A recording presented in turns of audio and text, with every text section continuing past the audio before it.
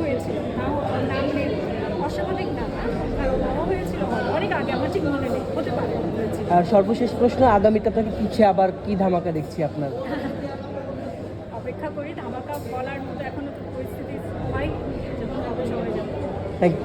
একটা প্রশ্ন, হ্যাঁ। সেটা হচ্ছিল এই যে সিনেমায় কাজ করছেন বা আগে পরে সব মিলিয়ে এখন আসলে নিজের প্রাপ্তি বলতে কোনো কিছু আছে কিনা, মানে আক্ষেপ, মানে একটা চরিত্র মানে বনলতা সেনের মতন এত বড়, আক্ষেপ আছে? হ্যাঁ না ভাই, আমি না আক্ষেপ করি না।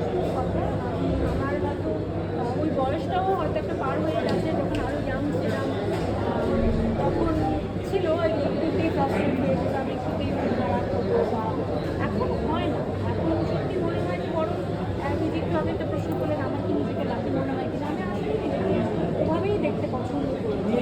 আমি যে কটি কাজ করছি, ধরেন আপনার আজকে কখন ক্যামেরা এই সময় কাজ করছি যে আমি করতে পারি, মাত্র বললাম যে যার পক্ষে যে কাজ